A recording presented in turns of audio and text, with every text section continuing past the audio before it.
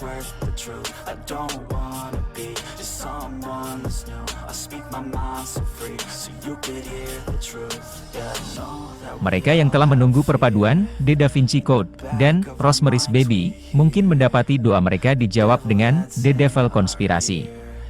Semua orang mungkin berada di situasi antara geli dan kaget pada film supernatural yang berlebihan ini, termasuk penonton Kristen yang dicurigai sebagian menjadi sasaran karena produksi Ceko berbahasa Inggris ini dibuka lebar di lebih dari 1.000 layar di Amerika.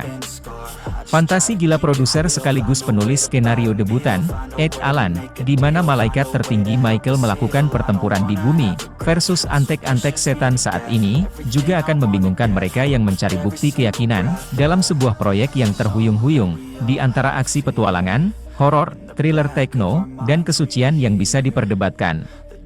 Sutradara Kanada, Nathan Frankowski, berhasil menyatukan semuanya dalam istilah gaya yang penuh warna, banyak dibantu oleh kolaborator desain yang solid. Dengan runtime 111 menitnya, film ini jelas menyia-nyiakan potensinya jika dianggap terlalu serius.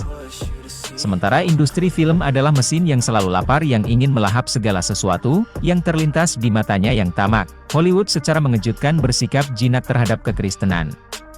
Meskipun Alkitab dipenuhi dengan kisah-kisah yang matang, untuk dijelajahi melalui pandangan fantasi, kebanyakan kita hanya memiliki film fiksi, dengan maksud drama sejarah, seperti film Noah. Dan jika menyangkut horor, kita terjebak dalam beberapa narasi pengusiran setan kuno yang terkadang terasa seperti propaganda Vatikan. Tentu, Hollywood memang mencoba mengubah Legion 2010 menjadi franchise. Dan gagal secara spektakuler. Tetap saja, agak mengejutkan bahwa film seperti The Devil Konspirasi sangat jarang. Sekilas The Devil Konspirasi bercerita tentang para pemuja setan yang mencuri kain kafan Turin, dan menggunakan DNA Yesus, guna mengkloning antikristus. Itu juga melibatkan malaikat tertinggi, Mikael, yang diperankan Peter Mensah, yang merasuki tubuh seorang pendeta yang telah meninggal, diperankan Joe Doyle, untuk melawan para pemuja setan. Dengan sinopsis itu saja, orang bisa bertaruh The Devil Konspirasi akan menjadi film paling menghibur tahun ini, atau gagal total. Sayangnya, The Devil Konspirasi adalah keduanya. Secara nada tidak merata dan dengan tempo yang terseret oleh runtime 111 menitnya. The Devil Konspirasi menyia-nyiakan potensinya jika dianggap terlalu serius. Tanpa merusak kejutan filmnya, babak pertama The Devil Konspirasi adalah salah satu pengalaman sinematik paling gila yang pernah ada. Menggabungkan aksi dan horor, The Devil Konspirasi tampaknya meningkatkan kegilaan sepenuhnya. Lihat saja adegan mayat yang dirasuki oleh malaikat yang perlahan menjauh dari ledakan. Menonton The Devil Konspirasi, sambil menyadari premisnya yang gila bisa menyenangkan seperti kedengarannya, dan beberapa adegan tertentu sangat klise sehingga sangat cocok dengan film Sam Raimi. Itulah mengapa sedih melihat The Devil Konspirasi melampaui sambutannya, dan menyeret naskah yang seharusnya dipoles lagi. Karena setelah babak pertama yang tertekuk, film menjadi semakin seperti film aksi biasa. Hanya dengan sedikit kengerian yang tersebar di atasnya. Karakter tidak memiliki banyak hal untuk dilakukan, dan film berputar di sekitar elemen yang sama sampai kredit bergulir. Akibatnya, apa yang bisa menjadi perjalanan histeris melalui beberapa sudut paling aneh dari kekristenan, menjadi cerita yang membosankan tentang kebaikan versus kejahatan. Prolog singkat menunjukkan pengusiran Lucifer, diperankan Joe Anderson, dari surga sebagai peristiwa astronomi. Sebuah meteor meluncur dari luar angkasa, menembus ke dalam inti panas planet bumi, di mana ucapan pertama malaikat jahat setelah sadar kembali adalah sial. Dia dirantai ke tempat yang mengerikan ini selamanya oleh Mikael. Tetapi bersumpah bahwa suatu hari dia akan membalas dendam. Hari itu tampaknya sudah dekat, sebagian berkat pameran publik, kain kafan Turin yang langka di sebuah katedral Italia, yang memungkinkan pencuriannya. Saksi kejahatan tersebut adalah mahasiswa seni Amerika, Laura, diperankan Alice Or Ewing, dan temannya, pendeta muda Inggris, Pastor Marconi.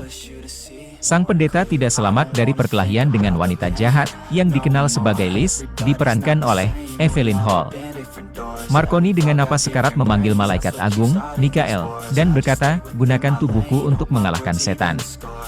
Mikael merasukinya dan dengan demikian Marconi dihidupkan kembali.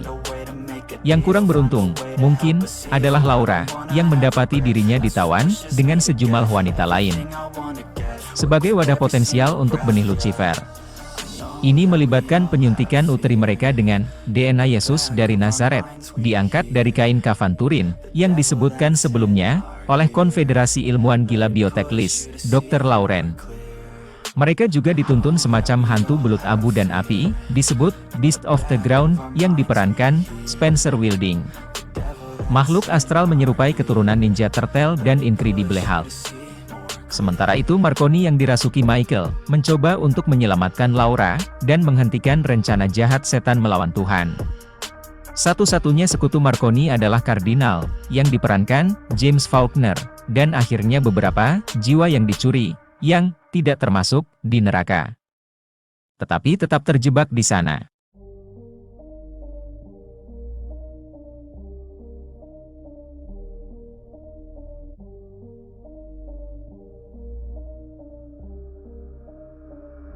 Sometimes I'm feeling high, but sometimes I'm feeling low.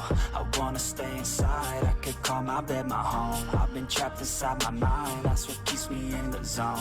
I think that I'll be fine, but I do not really know, yeah. It's too late for me, not too late for you. To be great, you see, the pain's worth the truth. I don't wanna be just someone that's new. I speak my mind so free, so you could hear the truth. Yeah, I know that we all have fear. In the back of our minds we hear